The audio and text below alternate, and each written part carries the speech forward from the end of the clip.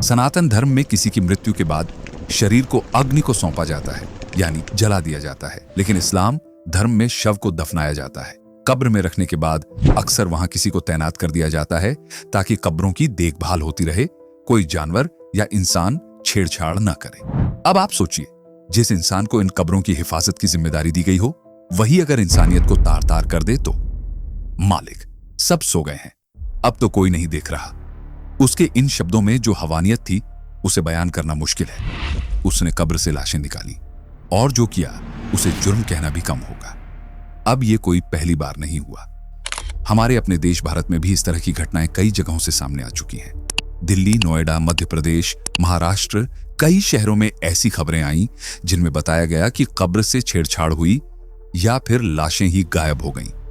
जब भी पुलिस ने ऐसे मामलों की तहकीकात की तो अक्सर कोई ठोस जानकारी सामने नहीं आई, लेकिन अंदर खाने जो बात निकल कर आई वो और भी चौंकाने वाली थी। कुछ खबरों के मुताबिक कब्रिस्तान माफिया इन लाशों को निकालकर मेडिकल यूनिवर्सिटीज को बेच देते हैं। मेडिकल स्टूडेंट्स के एक्सपेरिमेंट्स के लिए इन डेड बॉडीज का इस्तेमाल किया जाता है।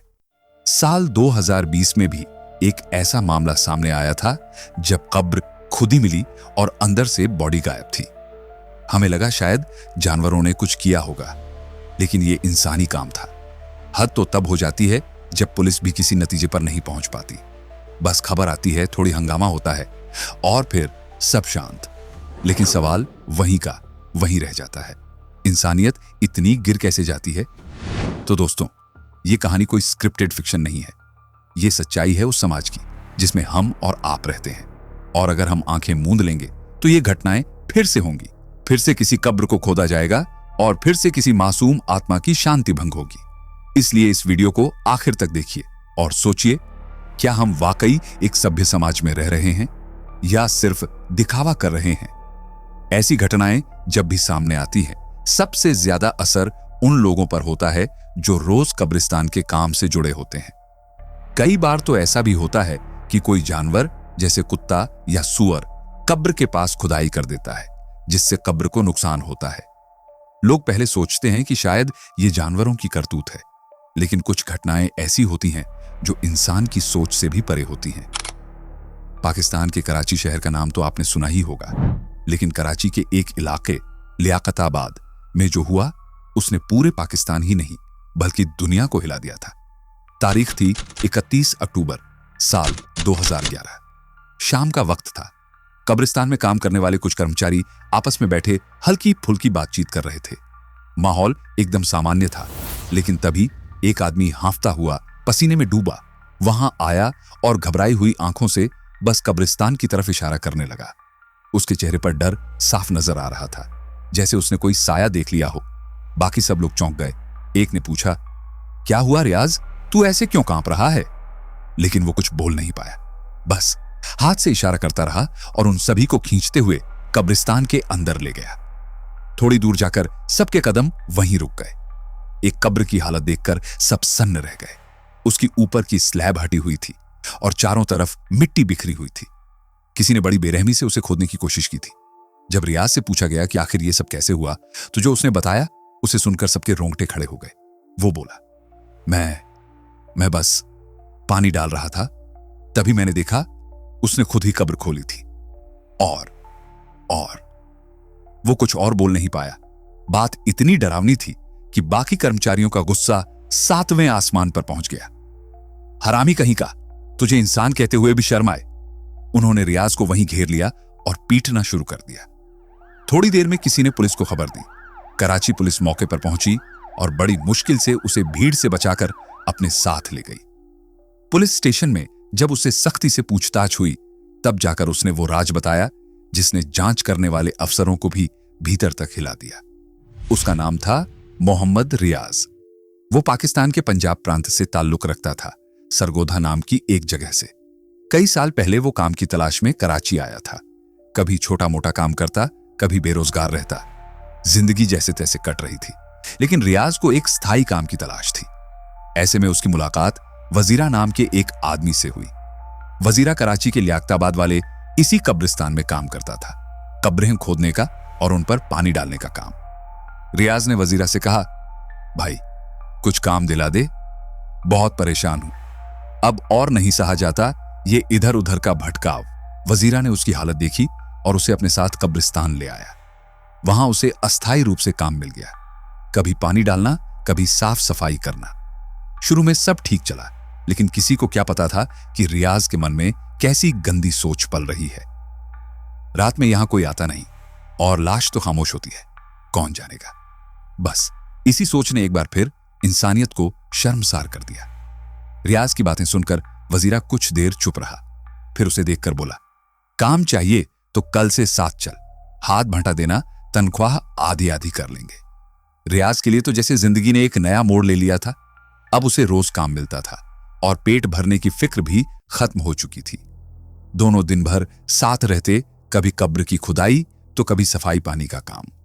धीरे धीरे दोनों की दोस्ती भी गहराने लगी।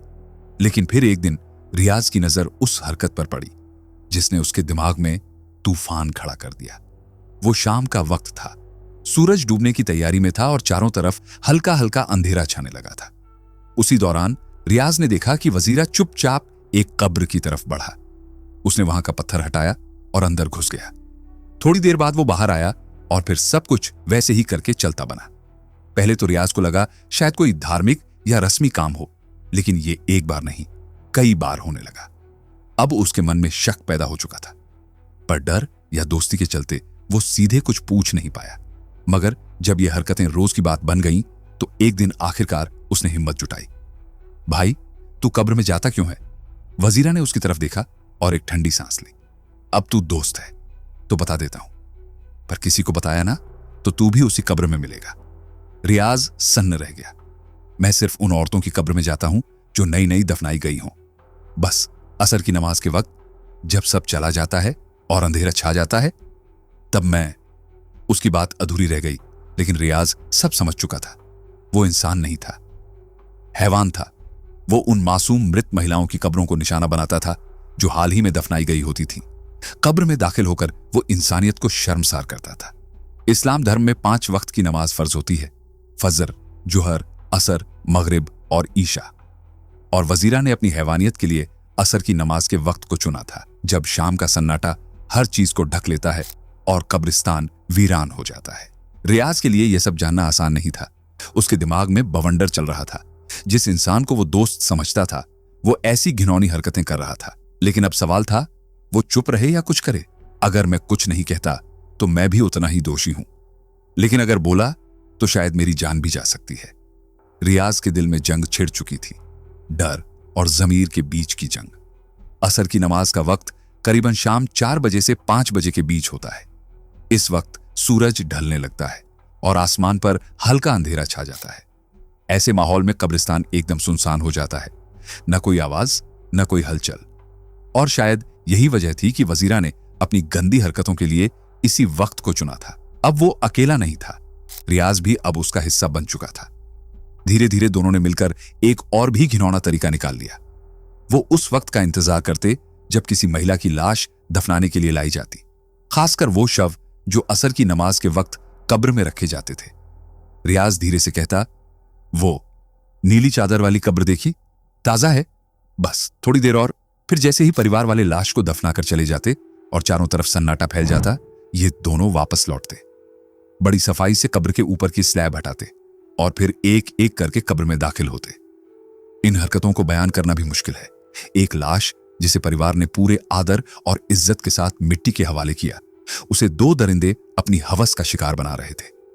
अब सोचिए, एक महिला जो जीते जी न जाने कितनी तकलीफों से गुजरी हो, दुनिया की मार झेली हो, दर्द में अपना जीवन जिया हो, लेकिन जब वो मर जाती है तो परिवार ये सोचकर उसे सुकून की नींद सुला देता है कि अब उसे कोई दुख नहीं मिलेगा।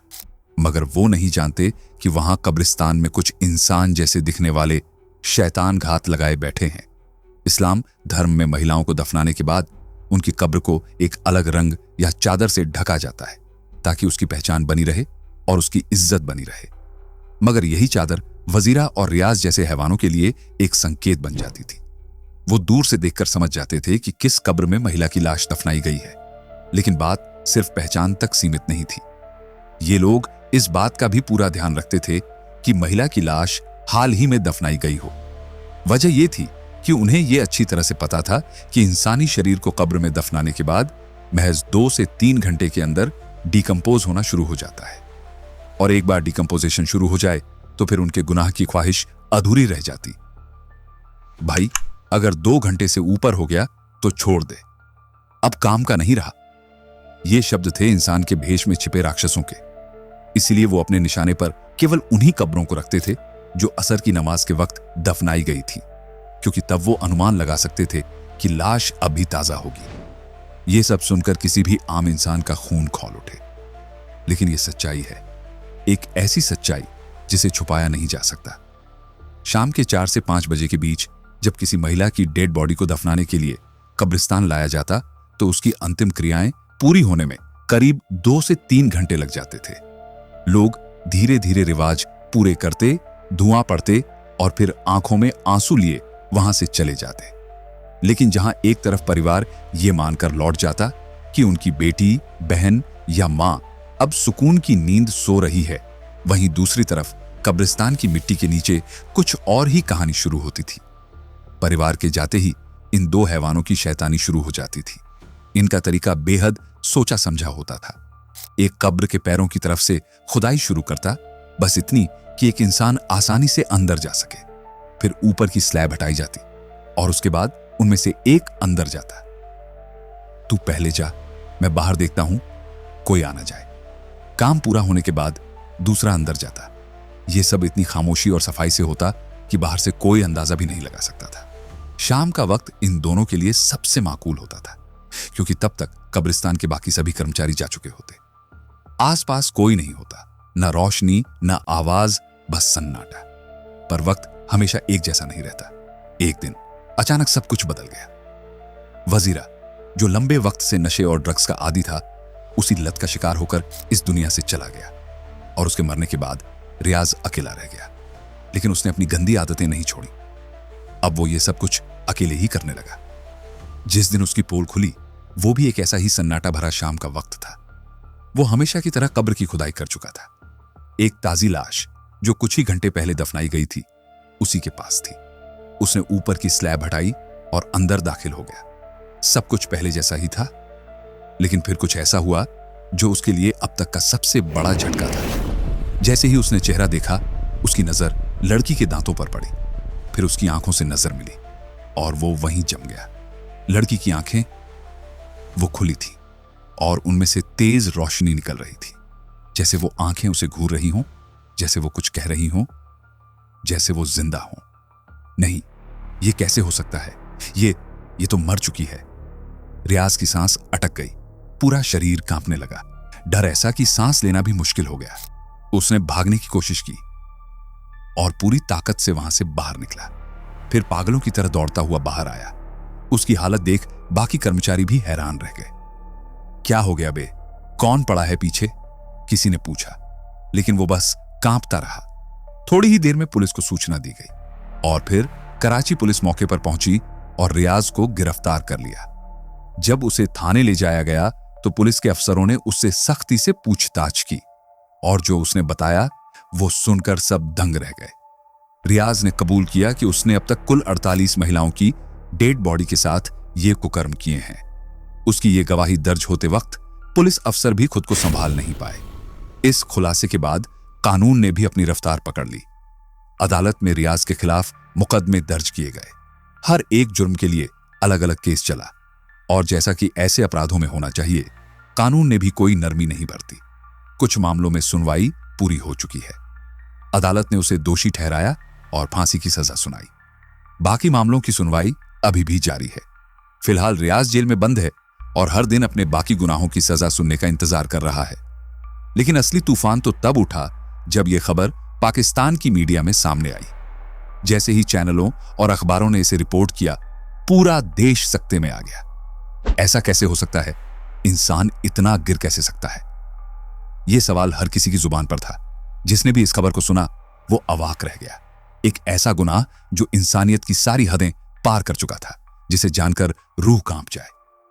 मरने के बाद भी एक औरत की इज्जत महफूज ना हो तो फिर जिंदा रहते उसका क्या भरोसा। यह कहानी सिर्फ एक अपराध की नहीं है, यह उस समाज के लिए आईना है जो ऐसी घटनाओं पर कुछ समय के बाद खामोश हो जाता है। हम उम्मीद करते हैं कि आप इस वीडियो को सिर्फ एक खबर समझकर न छोड़ें, बल्कि इसे एक चेतावनी की तरह लें, एक जिम्मेदारी की तरह कि समाज को ऐसे हैवानों से कैसे सुरक्षित रखना है। तो अब आपकी बारी है। कमेंट बॉक्स में लिखिए कि आप इस घटना के बारे में क्या सोचते हैं। क्या आपको लगता है कि ऐसे अपराधियों को सार्वजनिक रूप से सजा दी जानी चाहिए? अगर यह कहानी आपको अंदर तक झकझोर गई है तो इस वीडियो को लाइक करें, शेयर करें और चैनल को सब्सक्राइब करें, ताकि हम आगे भी ऐसी असली, जरूरी और सोचने पर मजबूर करने वाली कहानियां आप तक ला सकें। हम फिर मिलेंगे एक और सच्ची कहानी के साथ। तब तक के लिए जय हिंद, जय भारत, वंदे मातरम।